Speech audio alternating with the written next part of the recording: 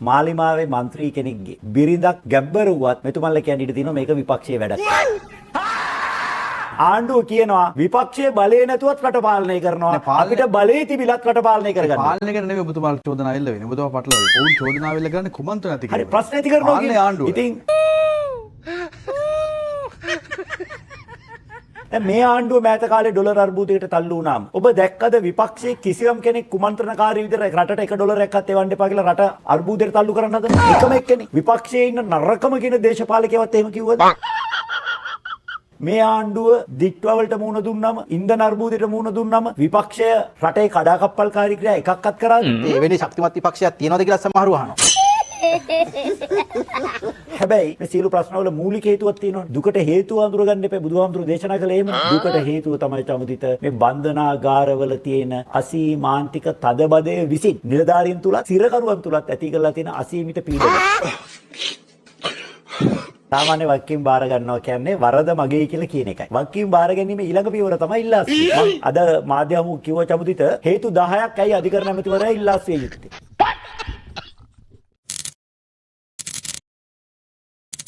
Politics Artel. Let's go. බන්ධනාගාරයේ ඇතිවෙච්ච සිද්ධිය. දැන් මේ සිද්ධිය පිළිබඳව විවිධ කතා කියනවා. ඒ කියන්නේ මේක පාතාලය සහ මද්‍රව්‍ය ජාවාරම්කරුවන් අතර ගැටුමක් මේ කල්ලි දෙකක් අතර ඔත්තු ලබා දීම නිසා ඇතිවෙච්ච ප්‍රශ්නයක්. පොලිසිය 54 වගන්තිය පාවිච්චි කළා මේ කට්ටිය ඇතුළට දැමීම නිසා ඇතිවෙච්ච ප්‍රශ්නයක්. ඊට පස්සේ අන්තරාය කර මේ මද්‍රව්‍ය වල ප්‍රමාණය අභ්‍යාචනාධිකරණය සහ අප ලබා ගැනීම මහාධිකරණය අතර මේ වෙනස ඇති කිරීමත් එක්ක මේ ග්‍රෑම් 2 ප්‍රමාණය අභ්‍යාචනාධිකරණයට ගෙනීම හරහා ඇතිවෙච්ච ප්‍රශ්නයක්. රස පරීක්ෂක දෙපාර්තමේන්තුවේ ප්‍රශ්නයක්. මේ වාර්තා නැතිවීම. දැන් ඔබ කොහොමද මේ සිදුවීම දකින්නේ? විවිධ ඉතිහාසෙන් මහර සිදුවීම් අපි දැකලා තියෙනවා, වැලිකඩ ඉතිහාසයෙන් දැකලා තියෙනවා, බිඳුනුවැව මේ වගේ ගණනාවක් සිද්ධීන් අතර ඔබ මේක දකින්නේ කොහොමද? මේ සිදුවීම මා දකින්නේ චමුදිත ලංකා ඉතිහාසයේ බන්ධනාගාර ගැටුම් වල සිදු වුණු දරුණුතම ඛේදවාචකයක්. ඔබට කියන්න පුළුවන් 1983 වැලිකඩ සිරගෙදර ඇතිවෙච්ච ගැටුමෙන් සිරකරුවන් 53ක් මිය ගියා. මෙතන තරම් ගාණක් මිය ගිහිල්ලා නෑ නේද? මිය ගියේ ගණන අනුව ගත්තොත් නම් මේක දෙවෙනි එක. එතන 28යි. දැන් ඔබ දන්නවා බිඳුනුවැව 27යි, වැලිකඩ 27යි. මම කියන්නේ වැලිකඩ කියන්නේ 2012 වැලිකඩ සිද්ධිය 27යි. ඊළඟට 11ක් මිය ගියා මහරගම මහර සිදුවීමේදී 2020. ඒතර මේ සිදුවීම් ටික පෙළ ගැහුවා. මේ ටික තමයි ප්‍රධාන ටික. මොකද 1983 වැලිකඩ, 2010 බිඳුනුවැව, ඊළඟට 2012 වැලිකඩ, ඊළඟට 2020 මහර, 2026 මීගම. මෙහි දරුණුතම එක බවට පත් වෙන්නේ කලින් කිසිම සිදුවීමක නිලධාරියෙක් මිය ගොස් නැත. බන්ධනාගාර නිලධාරියෙක් මීට කලින් මිය ගිහිල්ලා නැහැ. මොකද බන්ධනාගාර නිලධාරීන් තුවාල වෙන්නේ අර සිරකටුවන්ගේ කැරල්ල කොතරම් කැරල්ල දරුණු වුණත් නිලධාරීන් ගැන යම් ගරුත්වයක් තිබුණා. ඒතර නිලධාරීන් 8 දෙනෙක්ව අමානුෂික ලෙස මරා දැමීම තුල තමයි මේක අනිකේද වාචකයන්ට වඩා දරුණු කේද වාචකයක්. මෙතන තමයි මේ ඒ ආදාළ බන්ධනාගාරයේ නිලධාරීන් නෙමෙයි මේ බන්ධන නිලධාරීන් තමයි. බන්ධන පොලිස් නිලධාරීන්. ඔව් සාමාන්‍යයෙන් මේ බන්ධ පොලිස් කියන නැත්තම් ඒ විශේෂ ඒකකයේ යවන්නේම සාමාන්‍යයෙන් ඇතුළේ ගැටුමක් ඇති වුණාම තමන්ගේ නිලධාරීන් එක්ක එනවා ආරෝවල්. බන්ධනාගාරය ඇතුළේ නිලධාරීන්ට මේ මේ ඇත්තම මේ ඇත්ත කතන්දරේ මේ සියලු ප්‍රශ්නවල මූලික හේතුවක් තියෙනවා. දුකට හේතුව අඳුරගන්න එපා. බුදුහාමුදුරුවෝ දේශනා කළේ එහෙමනේ. දුකට හේතුව තමයි චමුදිත මේ බන්ධනාගාරවල තියෙන අසීමාන්තික තදබදය විසින් නිලධාරීන් තුලත් සිරකරුවන් තුලත් ඇති කරලා තියෙන අසීමිත පීඩනය.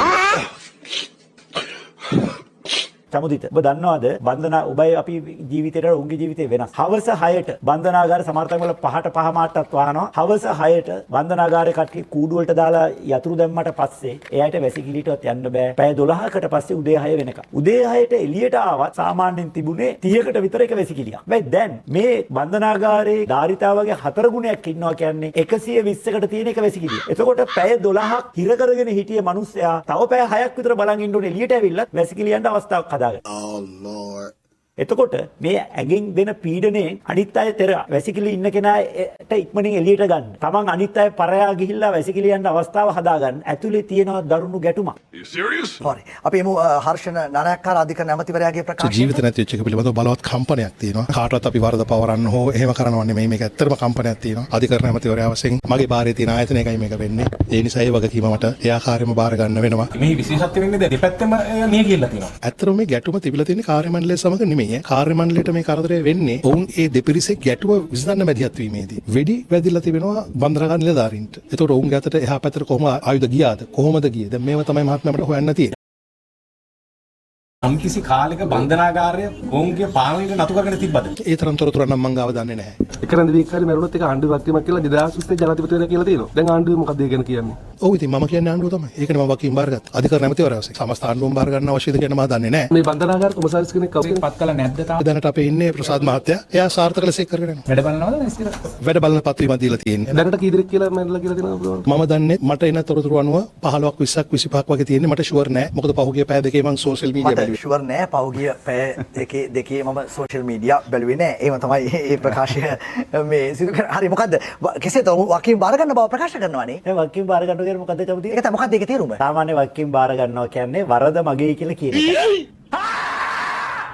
වකීම කියන්නේ ඒකනේ. එතකොට වකීම බාර ගැනීම ඊළඟ පියවර තමයි ඉල්ලාස්වීම. වකීම බාර අරන් තනතුරේ ඉන්නවා කියන්නේ වකීම බාර අරගෙන නෑ කියන්නේ. නැත්නම් ඉතින් වකීම බාර ගන්නවා කියලා ඕන කෙනෙකුට කියන්නේ.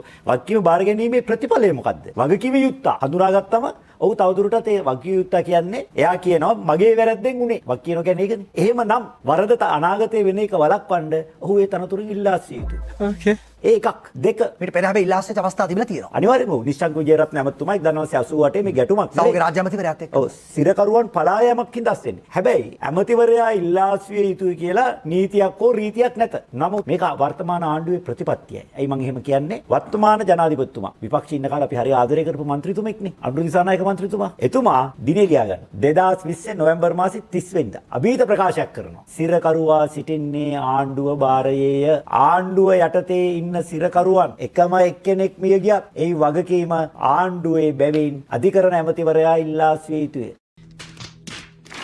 දැන් අනුරු දිසානායක ජනාධිපතිතුමනි එක සිරකරුවට සිරකරුවෝ 20ක්ම මිය ගිහිල්ලා. ඒ මදිවට ඉතිහාසයේ ප්‍රථම වතාවට නිලධාරීන් 8 දෙනෙකුත් මිය ගිහිල්ලා. දැන් අධිකරණ ඇමතුමාට ජනාධිපතිතුමාට අමතක වෙලා 2020 කිව්ව එක කරන්න. චමුදිත ජනතාව ඡන්දය දුන්නේ මේ කතා අහලා. ඉතින් ආණ්ඩුව ප්‍රකාශ කරලා තියෙන අපේ ප්‍රතිපත්තිය තමයි එක සිරකරුවෙක් මිය ගියාත් අධිකරණ ඇමති ඉල්ලාස්විය යුතුයි. එහෙනම් ඒක විශ්වාස කරලා නම් ජනතාව ඡන්දය දුන්නේ. ජන වරම ලැබිලා තියෙන මේ ප්‍රතිපත්තිය. එහෙනම් දැන් අනිත් මං අද මාධ්‍යවමු කිව්ව චමුදිත හේතු 10ක් ඇයි අධිකරණ ඇමතිවරයා ඉල්ලාස්විය යුතුයි.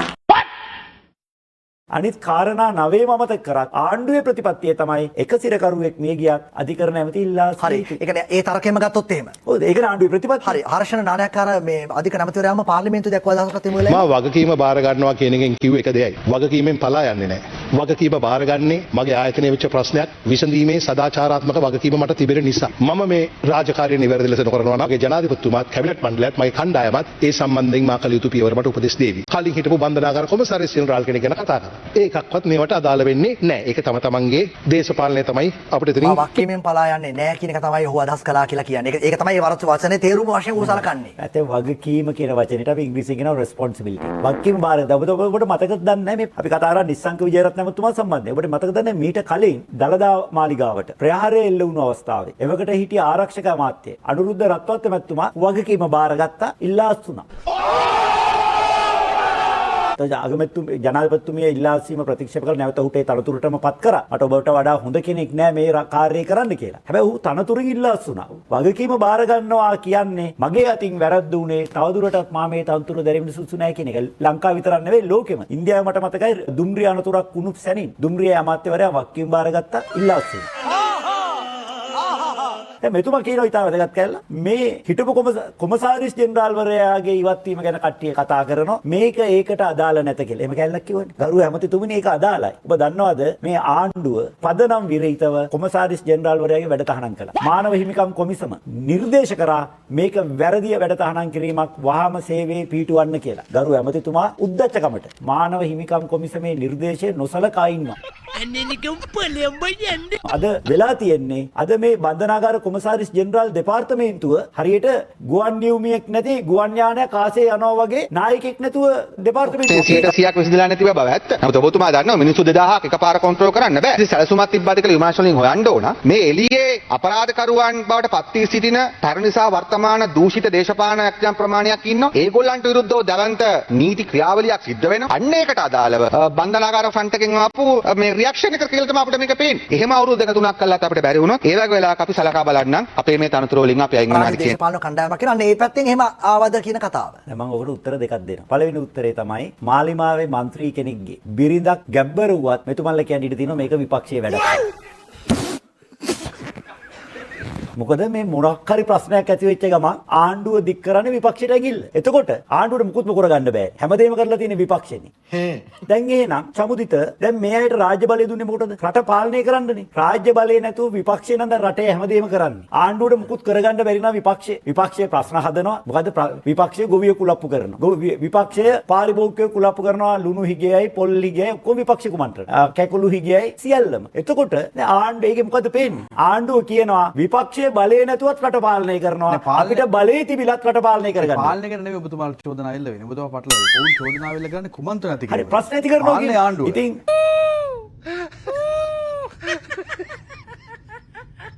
ඇත්තටම කලිදු ඔබ මේ රටේ ජීවත් වෙච්ච පුද්ගලෙක් විදිහට දන්නවා පසුගිය ආණ්ඩුව ඩොලර් අර්බුදයට මුහුණ දුන්නම වර්තමාන ආණ්ඩුව අය කිව්වේ අපේ රට 1 ඩොලරයක්වත් එවන්න එපා කියලා. දැන් මේ ආණ්ඩුව මෑත කාලේ ඩොලර් අර්බුදයට තල්ලු වුණාම ඔබ දැක්කද විපක්ෂයේ කිසියම් කෙනෙක් කුමන්ත්‍රණකාරී විදිහට රටට 1 ඩොලරයක්වත් එවන්න එපා කියලා රට අර්බුදයට තල්ලු කරන්න හදන එකම එක්කෙනෙක්. විපක්ෂයේ ඉන්න නරකම කියන දේශපාලකයවත් එහෙම කිව්වද?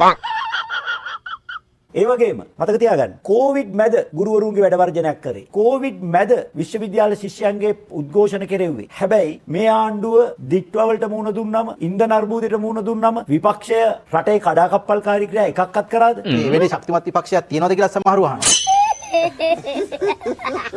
දැන් එතකොට එදා ඒ දැන් පානුක අර 103 හිටිය කට්ටිය ශක්තිමත් නැ ඊට වඩා ලොකු ඡන්ද අරගත්ත කට්ටියක් නේ දැන් විපක්ෂයේ ඉන්නේ 103 කට්ටියක් නෙවෙයි දැන් විපක්ෂයේ ඉන්නේ දැන් අපි දැන් බලන්නකෝ දැන් ඔබේ කතාව හතර බීරිනේ එක පැත්තකින් කියනවා මේ රටේ තියෙන සීළු ප්‍රශ්න ඇති කරන්නේත් අපිලු ඊළඟට කියනවා අපි ආණ්ඩු වර්තමාන ආණ්ඩු විපක්ෂයේ ඉන්නවා වගේ ප්‍රශ්න ඇති කරේ නැහැ කියද්දි ඒක විපක්ෂයේ නොයි කියව.